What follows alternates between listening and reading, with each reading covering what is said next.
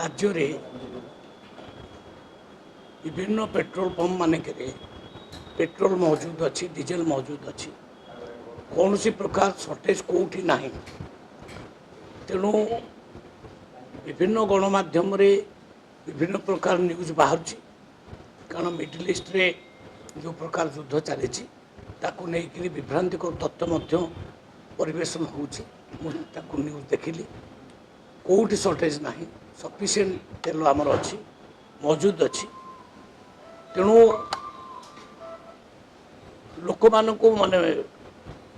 मोर भाई भौणी मान समस्त को अनुरोध करी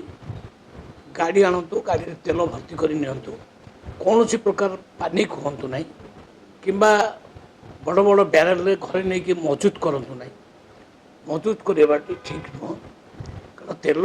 सर्टेज हम ना आम ये युद्ध आम सेमती किसी प्रभाव पड़ार ना आउ इतिमध्य रशिया ठारू मध्य आमर तेल आसवा आरंभ हो जाइए तो तेल बाबद जो विभ्रांतिकर तथ्य समाज अच्छी प्रकाश होची गणमाध्यम भी होची मुझे ये कहू चाहे जे आमर राज्यवासी माने भाई भौणी माने केवल सरकारी तथ्य को आ विश्वास को नियंतु ये बेसरकारी तथ्य उपर विश्वास करूँ ना सफिसीयंट तेलर व्यवस्था अच्छी कौटी भी असुविधा ना जोटी किसी न्यूज देखुली मो सका कि जो न्यूज देखुच आपण मैंने लाइन लगी से सब ये प्रकार न्यूज भी बाहर को जीवा परे लोकों भितर गोटे छानिया बचाई जे आगामी मासे 2 मास पर तेल मिल ना सेमती किसी हबार ना तेल सफिसीयंट मिल केबे भी असुविधा हम ना आम से प्रस्तुत अच्छु आवश्यक पड़े कला बजारी मान आम पूरा नजर रखीचु एक्शन भी दरकार पड़े नि सरकार पूरा तेल नित्य व्यवहार्य पदार्थ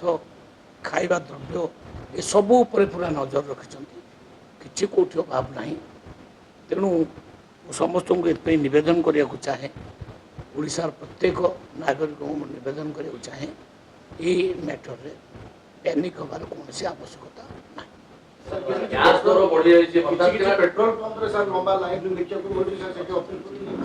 सेटा हूँ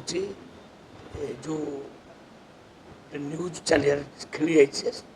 आगामी दिन मानक पेट्रोल सर्टेज हो डीजेल सर्टेज हो युद्ध घनघटा भितर भारत तार प्रभाव पड़े भारत में तार प्रभाव पड़ार ना भारत सदाबले पेट्रोल आउ डीजेल जातीय पदार्थ भरपूर कर रखिंट पूरा भर्ती अच्छी देश एवं ये परिस्थिति को आखिरी आगे रखिक कौटू भविष्य में पुणी तेल आसो तार व्यवस्था कर सारी आपन जानते न्यूज सब तेणु तेल कौन सी प्रकार असुविधा ना खावा पीवा चाउल तो आम पाखे बहुत सफिसीयंट अच्छी तेणु खाद्य पदार्थ तेल कौथर अभाव ना तेणु ये सब विभ्रांतिकर तथ्य उपर माने विश्वास न करने मु गणमाध्यम जरिया लोक मान को निवेदन कर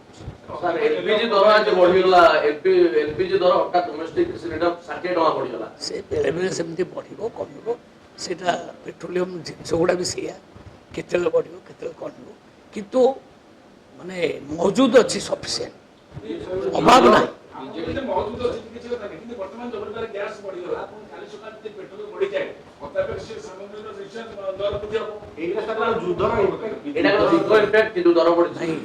जो रेटा सामयिक भाव में बढ़ी मानुची किंतु ये नहीं कौन सी प्रकार भ्रांतिकर तथ्य न आसवा दरकार जमा मिल आगे 2-3 मास पर पूरा बंद हो मो गाड़ी तेल मिल नहीं तेणु आणिक ब्यारेल घरे रखिदि से सब जिन न कर लोक मैंने देखु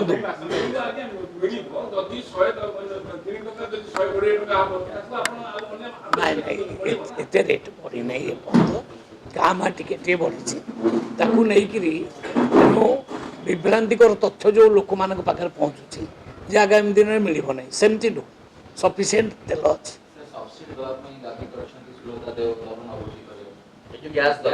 ନାହିଁ, ତା ଉପରେ ତ ସରକାର ବିଚାର କରିବେ, କିନ୍ତୁ ବର୍ତ୍ତମାନର ତଥ୍ୟ ହେଉଛି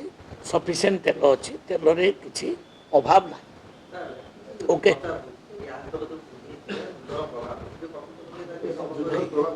ଶୁଣନ୍ତୁ, ଯୁଦ୍ଧର ତ ପ୍ରଭାବ ସବୁଠି ପଡ଼ିବ। ମୁଁ ତ ମାନୁଛି ଏ ଯେଉଁ ଯୁଦ୍ଧ ଆହୁରି ଭୟଙ୍କର ବି ହେଇପାରେ, ତାର ପ୍ରଭାବ ଭାରତ ଉପରେ ନ ପଡ଼ିବ ତା ମାନେ ନାହିଁ,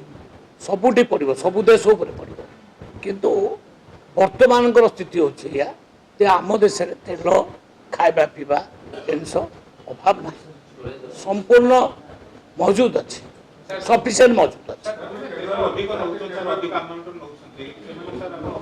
ମୁଁ ତାଙ୍କୁ ଅପିଲ ତ କରୁଛି, ଆଜି କହିବାର ମାନେ ହେଉଛି ସେଇଆ ଯେ ଯେଉଁମାନେ ବାରେଲ ଫାରେଲ ଧରିକି ଯାଇକିରି ଭର୍ତ୍ତି କରି ଘରକୁ ରହୁଛନ୍ତି ସେ ନିଅନ୍ତୁ ନାହିଁ, ଗାଡ଼ି ନିଅନ୍ତୁ, ଗାଡ଼ିରେ ଯେତିକି ଆବଶ୍ୟକ ଭର୍ତ୍ତି କରିକି ଆଣନ୍ତୁ, ଅଭାବ ନାହିଁ। ନାଇଁ ନାଇଁ, ସେମିତି ଆମେ ତା ଉପରେ ମଧ୍ୟ କଟକଣା ଆମେ ଆବଶ୍ୟକ ପଡ଼ିଲେ ଲଗେଇବୁ, ଆବଶ୍ୟକ ପଡ଼ିଲେ ଲଗେଇବୁ, ସେଟା ବି ଆମେ କରିପାରିବୁ ସରକାର ତରଫରୁ। କିନ୍ତୁ ଅବିକା ସେମିତି କିଛି ଅର୍ଡ଼ର ଯାଇନାହିଁ। ଆମ ପାଖରେ ଯେହେତୁ ସଫିସିଏଣ୍ଟ ତେଲ ଅଛି, ମୁଁ ନାଗରିକମାନଙ୍କୁ ବୁଝେଇବାକୁ ଚାହୁଁଛି ଯେ ଜମା ପ୍ୟାନିକ୍ ହୁଅନ୍ତୁ ନାହିଁ,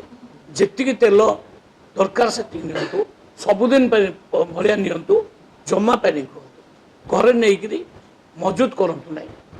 କାହିଁକିନା ତେଲ ସଫିସିଏଣ୍ଟ ଅଛି। କମିବ ବଢ଼ିବ ଏ ତ ତାଙ୍କ କମ୍ପାନୀ ଉପରେ ନିର୍ଭର କରେ, ସେ କମ୍ପାନୀର ସଦାବେଳେ ମାନେ ହିସାବ ହୁଏ କେଉଁଦିନ ବଢ଼ିବ କେଉଁଦିନ କମିବ, ସେ ତା ଉପରେ ମୁଁ ଏ ରେଟ୍ ଉପରେ କହିପାରିବି ନାହିଁ। କିନ୍ତୁ ମହଜୁଦ ଉପରେ ମୁଁ କହିବି, ସ୍ଥିତି ଉପରେ ମୁଁ ଆଜି ପରୀକ୍ଷା ଅବିକା ଅଫିସରମାନଙ୍କୁ ଡାକିଥିଲି, ଅଫିସରମାନେ ମୋତେ ଯେଉଁ ଡାଟା ଦେଲେ ସଫିସିଏଣ୍ଟ ତେଲ ଓଡ଼ିଶାରେ ଅଛି। ସାର୍ ଆଉ ଗୋଟେ ପ୍ରସଙ୍ଗ ରହିବ, ବର୍ତ୍ତମାନ ଭାରତୀୟ ଜନତା ପାର୍ଟି ବହୁତ କମ୍ଫର୍ଟେବୁଲ ପୋଜିସନ ରାଜ୍ୟସଭା ନିର୍ବାଚନ